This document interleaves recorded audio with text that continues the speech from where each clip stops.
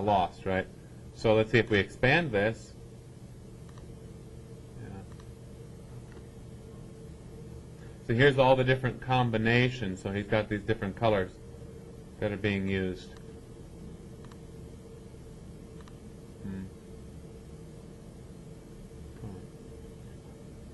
Comments? Go ahead. A lot of sampling. Yeah, lots of sampling.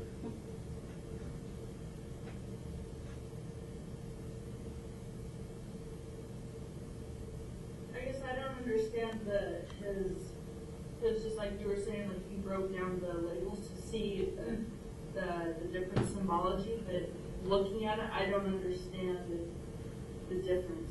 So I think maybe this goes back to it being more explicit in what the label is, but almost, I don't know, I guess it just seems like there's a lot of layers, and I don't understand what the difference would be. Yeah, a lot of stuff going on here, and this is like a data overload for everyone trying to look at this and figure out what it's trying to show us.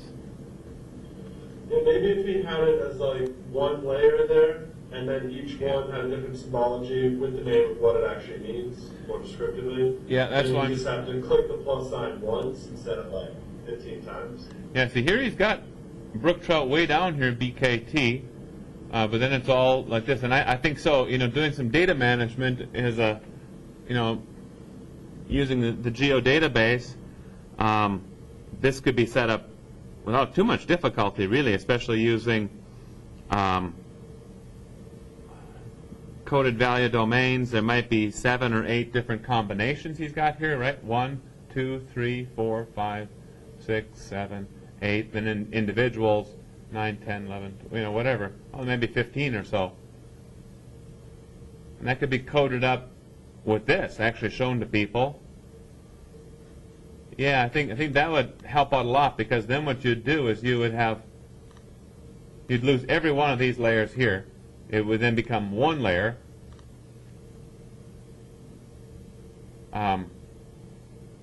Maybe it's not even important to see unsampled, no fish found. Oh, I see. That's all these. That's showing everything else. I see. All right. It could just be streams of Idaho then. Then he's showing the watersheds. That could be colored in, right, with different colors and maybe made semi-transparent. Might look good. You could also have the... Do you know, how many folks in here know what a Huck 4 is? What? There we go. Has nothing to do with Samuel Clemens. Yeah, hydrologic unit code at the level 4, the 4th level. But that's what that's exactly what most people would say, right? So he could simply change the name of this to watersheds. So what are the levels?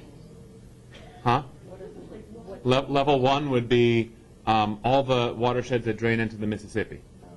Level 2 would be smaller than that. Level 3, level 4. The finest I've seen is level 7 or 8, and it gets down to some really small chunks. You can see here at the 4th level that it's a fairly small part of Idaho.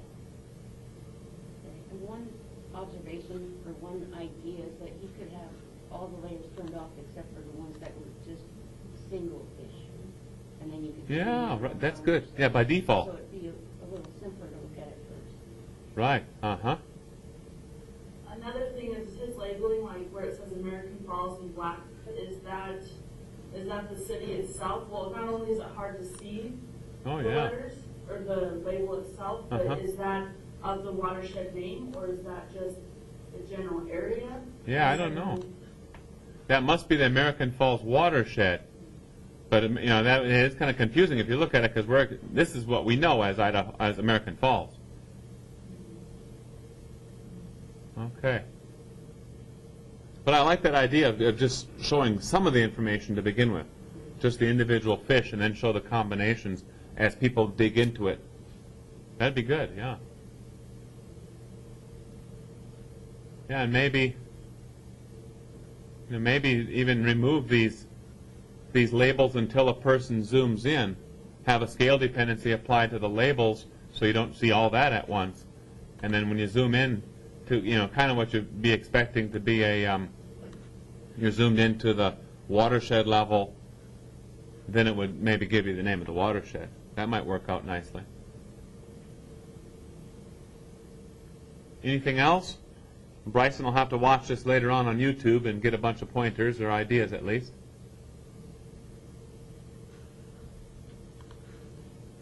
Okay, that's fine.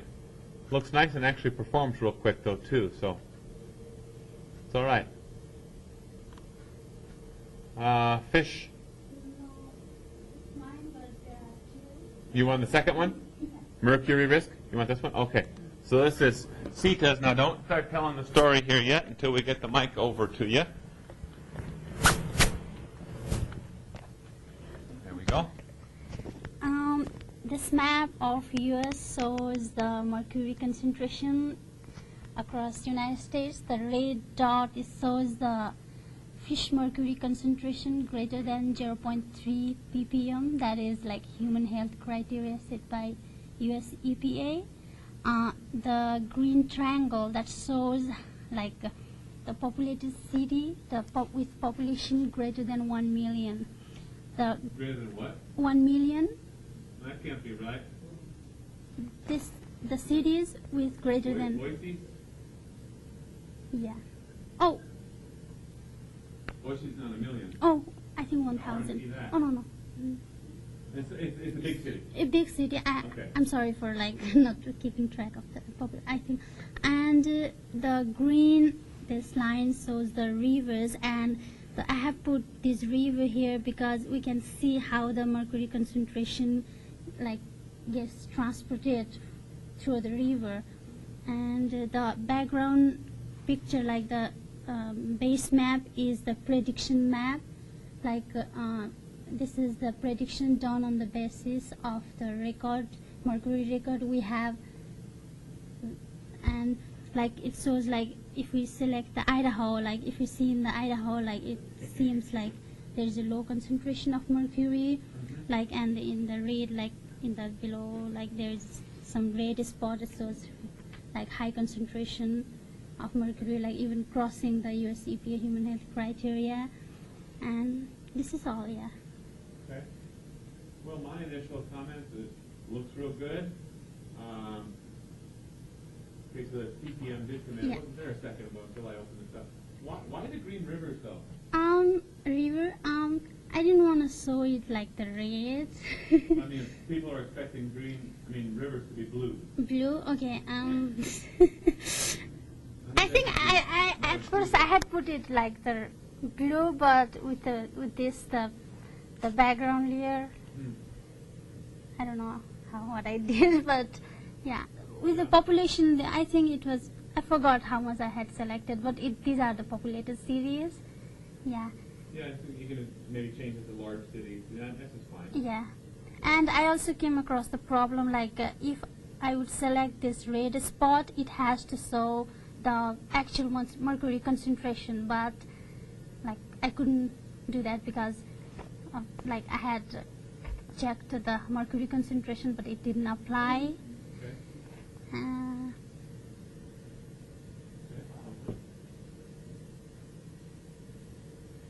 I also wanted to show other water bodies, not only the rivers, but lakes. I think I will put that later on. And all these fields are showing, like, I think it didn't apply. I think I have to make correction through ArcMap itself.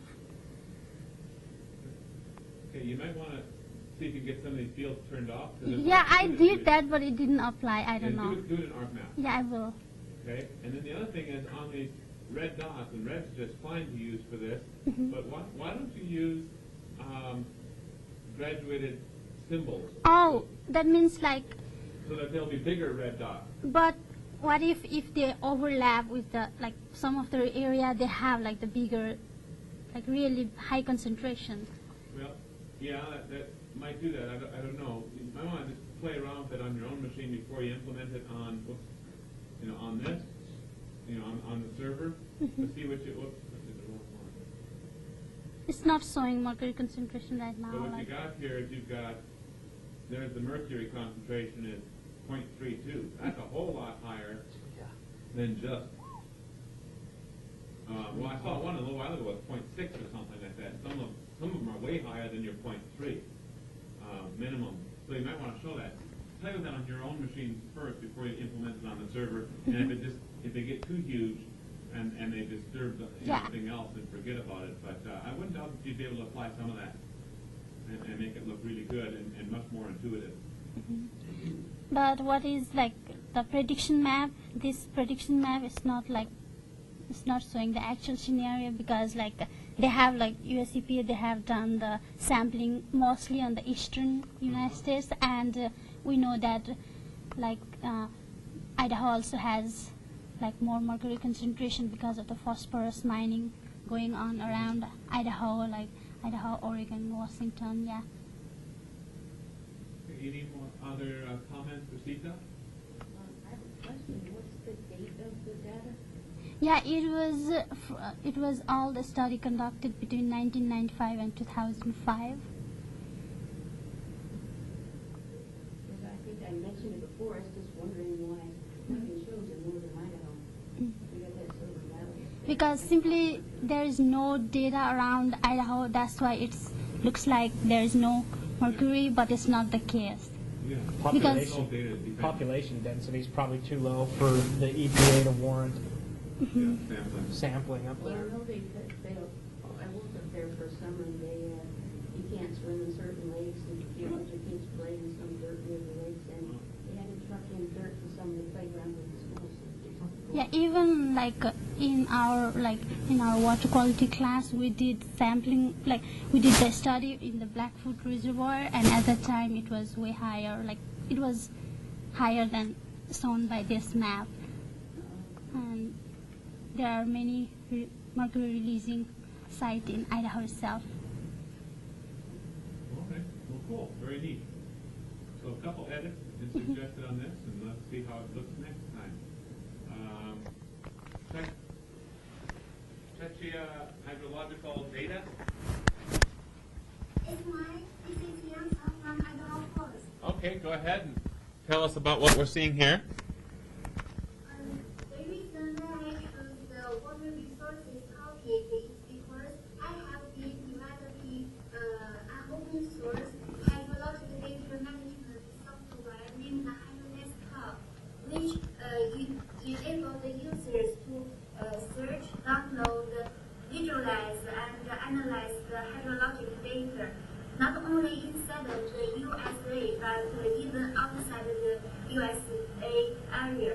And the reason why I choose the Czech Republic as my study area, because as many hydrologists realize that the importance to share the hydrologic data to the people all around the world. The Water Resources Institution in Czech Republic also published their hydrologic data by using the standard water ML standard to publish their water data. And you can use HydroDesktop to get the information in the Czech Republic area. And here in my web application, I choose the 3 levels of the mean regions as my background map. For example, the CZE slash the mean 2 means the country, and the mean 1 means the states of the Czech Republic, and the mean 0 means the county. And here you can see I use the blue symbologies to represent the lines and the areas of the river features. And the first layer called the sim, this long label name. If you use the identifier to click the points on this layer, you can see what kind of keyword like the snow depth or stream flow or rainfall of the Czech Republic area. I'm playing around here.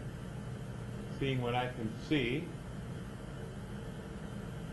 Again, I think for everyone, let's go ahead and see if we can clean up some of these, use ArcMap to get rid of some of those and apply aliases over the top. Then try to apply, so you've got, I would change these names as they appear in the table of contents in ArcMap, give it a more descriptive name for the end user to read it, for all these things. And if we look at this, when it first displays, I'm going to go back out to the full, oh, it didn't like that. Okay, if I go to this, right now, admin 1 is drawing right over the top of admin 0, or I assume that's what this means. You see, so there's no reason to show both of them, and again, for speed, just show one.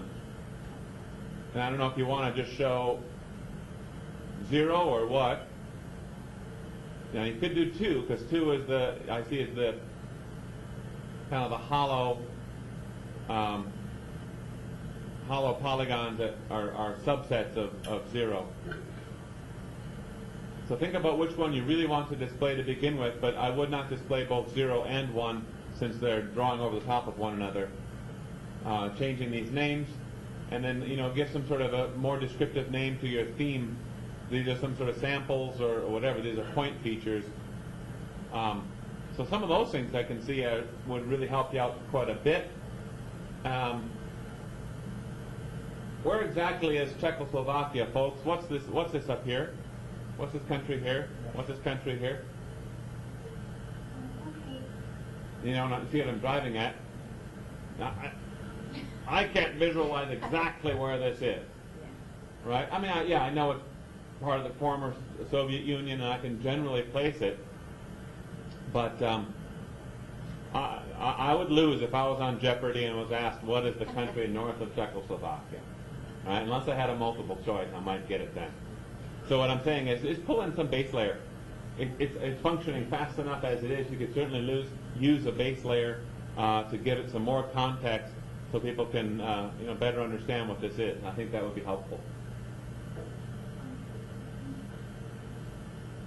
Anything else? I think maybe changing the point color so they stand out because You can't see them too well. That's a good idea. make them red or something. Yeah, something like that. And maybe even the actual shape of it. You could use stars or something else. You don't have to always use the default circles. That's good. Anything else? Yeah. Go ahead. One comment I have is, I'm guessing it's probably in geographic coordinates, but I was just looking at the scale bar, and so I don't know exactly what those units are. Oh, yeah. I bet you're right. This is geographic, so it's 1.24 decimal degrees. And if your data is all in latitude, longitude, and you're in a rush, you're going to crunch to get this thing made, that's all right. Just do it in ArcMap. Go to your data frame in ArcMap and set the projection to whatever, right? Obviously not Idaho Transverse Mercator because it will be messed up, right? But UTM, why not UTM? Why not, something like that? Use some sort of a projected system. Then you're going to have the ability to do these measures and show the scale bar appropriately. That would be helpful. So you don't necessarily have to reproject all this data, but assign a projection